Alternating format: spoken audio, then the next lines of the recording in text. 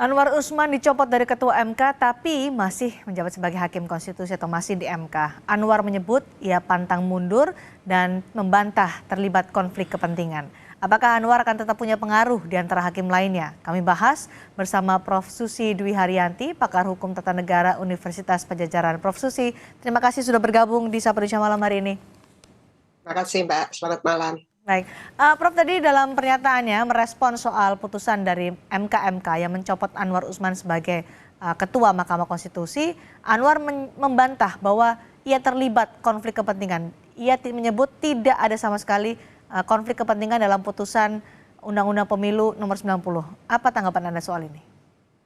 Baik, Pak Anwar Usman dapat saja mengatakan bahwa dia tidak mempunyai konflik kepentingan, tetapi kita harus memahami bahwa semua putusan MK ini telah dilalui melalui proses pemeriksaan. Selain proses pemeriksaan, sebagaimana saya sebutkan juga dalam kesempatan beberapa hari yang lalu, yaitu ketika MK melakukan pemeriksaan, maka dia menggunakan sejumlah alat bukti. Jadi proses pemeriksaan yang dilakukan oleh MK itu adalah proses pemeriksaan yang dapat dijustifikasi oleh hukum, yaitu pemeriksaan dilakukan secara tertutup untuk hakim, kemudian juga pelapor itu dapat menyampaikan laporannya secara terbuka, disertai dengan alat-alat bukti.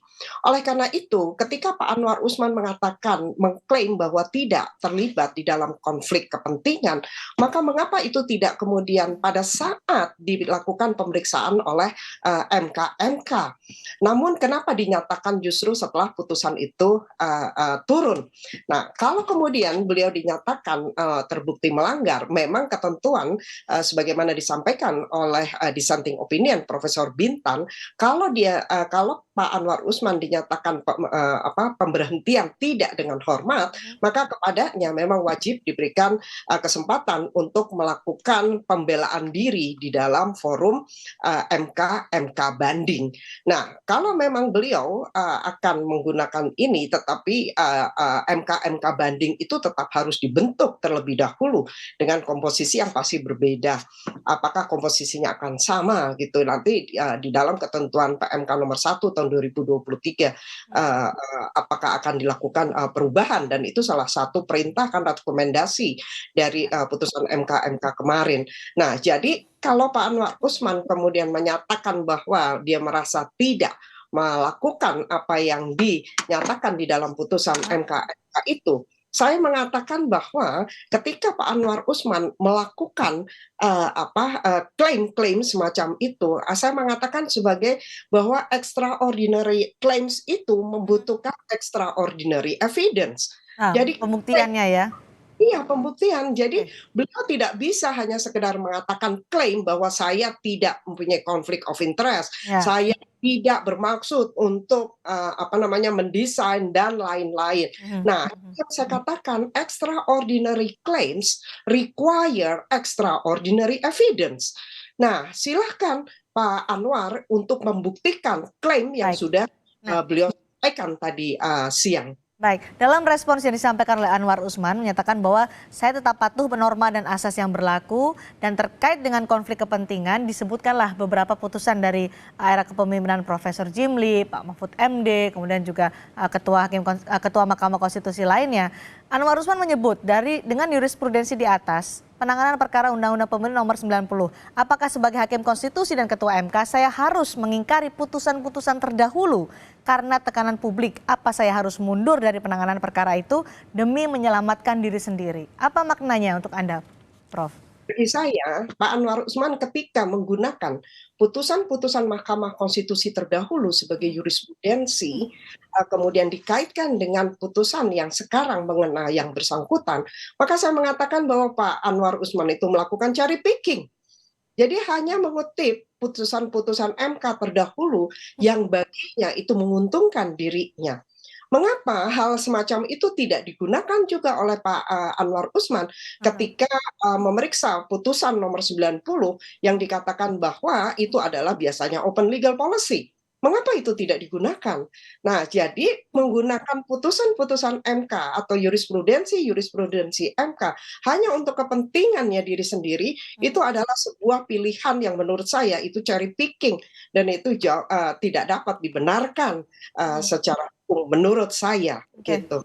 Baik, setelah dicopot menjadi dari Ketua Mahkamah Konstitusi, kan masih ada 8 lagi hakim konstitusi. Lalu bagaimana mekanismenya dengan 8 hakim ketika memutuskan sengketa pemilu nantinya? Karena MK memutuskan Anwar Usman tidak bisa ikut sidang sengketa pemilu, Prof. Susi.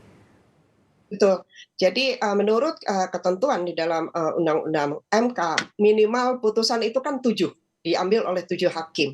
Oleh karena itu 8 hakim, saya pikir itu masih tidak bertentangan dengan undang-undang. Jadi minimal itu adalah 7 hakim. Nah, ini kan tidak boleh berdasarkan putusan MK itu ya, tidak boleh di dalam sengketa pemilihan umum, pilpres, pileg, lain-lain. Nah, oleh karena itu 8 itu masih memungkinkan untuk membuat sebuah putusan. Baik, singkat saja terakhir soal pemilihan Ketua MK, menurut Prof. Susi siapa sosok yang pantas menjadi Ketua MK di tengah tantangan pemilu? Singkat saja, Prof. Ya, saya hanya ingin menyitir pendapat dari Aharon Barok, yaitu dia adalah mantan Ketua Mahkamah Agung Israel yang terkenal sekali.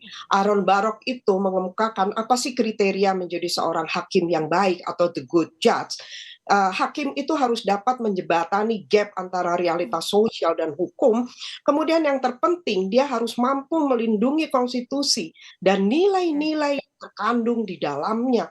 Oleh karena itu, ketika dia memeriksa sebuah perkara, sebuah permohonan, maka dia harus bertindak secara objektif dengan memperhatikan konsensus sosial, memelihara kepercayaan masyarakat, dan menggunakan beragam sarana yang berkaitan dengan sumber tafsiran gitu ya. Dan ini penting untuk dicatat bahwa kita pemilihan nanti itu haruslah berlandaskan nilai moralitas, keadilan, reasonableness, dan itikat baik. Karena apa? Rakyat menanti menjadi Ketua Mahkamah Konstitusi nanti bukan hanya sekedar judge. Kita tidak hanya sekedar judge, tetapi justice. Kita akan lihat bagaimana besok pemilihan Ketua MK pengganti Anwar Usman. Terima kasih Prof. Susi Dwi Haryanti, pakar hukum tata negara Universitas Padjadjaran berbagi pandangan bersama kami di Sapa Indonesia malam hari ini. Selamat malam.